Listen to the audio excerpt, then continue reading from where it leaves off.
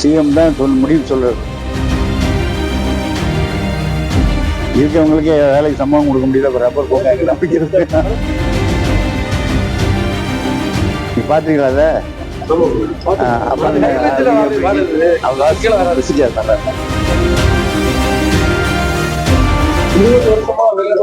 அதெல்லாம் நீ முடிஞ்சிருச்சு. அதெல்லாம் இப்போ எல்லா பிரச்சனைகளும் சொல்லியிருக்காங்க.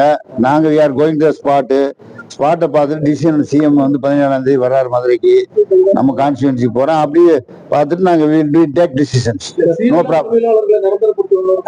அது இல்லை, அது அவர்கிட்ட தான் கேட்கணும். சிஎம் தான் முடிவு சொல்றாரு. இப்ப நான் வந்து என்ன நிலைமை என்னங்கிறத நம்ம we have to go to spot. Rubber பூங்கா அமைப்போம் அப்படின்னு அதெல்லாம் கிடையாது. ரப்பர் பூங்கால இருக்கவங்களுக்கே வேலைக்கு சம்பளம் கொடுக்க முடியல, ரப்பர் பூங்கா அமைக்கிறது.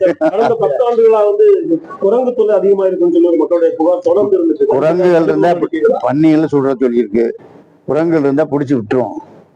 காரணம் சிங்கவால் குரங்கு இங்க கொண்டு விடுற மாதிரி மக்கள் மத்தியில் அது இல்ல, கிடையாது.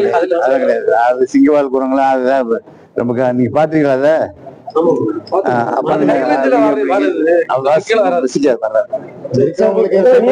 தனியார் காடுகள் சட்டத்தினால மக்கள் இந்த பகுதியில வந்து கன்னியாகுமரி மாவட்டம் தனியார் காடுகள் வந்து இப்ப எப்படின்னா we have to achieve the target. 33% வந்து ஒரு ஃபாரஸ்ட் இருக்கணும் ஒரு கவர்மெண்ட்ல. 67% தான் மக்கள் வசிக்கணும் அப்படின்னு சென்ட்ரல். நம்பர் 1 வந்து ஸ்டேட் வந்து தமிழ்நாடு தான். என்ன ஃபர்ஸ்ட் வந்து ரஷ்யா, 2வது சைனா, 3வது இந்தியா.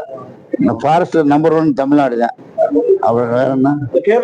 கேரளாவுல தனியார் காடுகள் கீழே வரக்கூடிய இடங்கள்ல வந்து மக்கள் எதுவும் செய்யறதுக்கு பெரிய தடையும். கேரளா வேற, அங்க இப்ப நிறைய மவுண்டன்ஸ் இருக்கு. இங்க மவுண்டன்ஸ் ரொம்ப கம்மி கிடையாது. இங்க வீல் டூ என்ன சட்டத்திட்டத்துக்கு உட்பட்டா அதுக்குரிய செயல்பாடுகள் அரசு இறங்கும். அவ்வளவுதான். பேர் கன்ஃபார்ம் சொல்ல முடியாது. இப்போதைக்கு இல்ல, அடுத்த வருஷம் நாங்க தானே வருவோம். அதை ஒத்துக்கிறோம் இல்ல.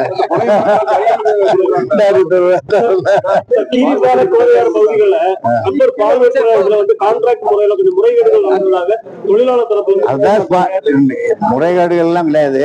இப்ப போய் ஸ்பாட்டை பார்த்து என்ன பண்ணலாம்ங்கிற ஒரு முடிவு பண்ணிட்டு வந்துட்டு அப்புறம் பேசினா நல்லா இருக்கும்னு நினைக்கிறேன்.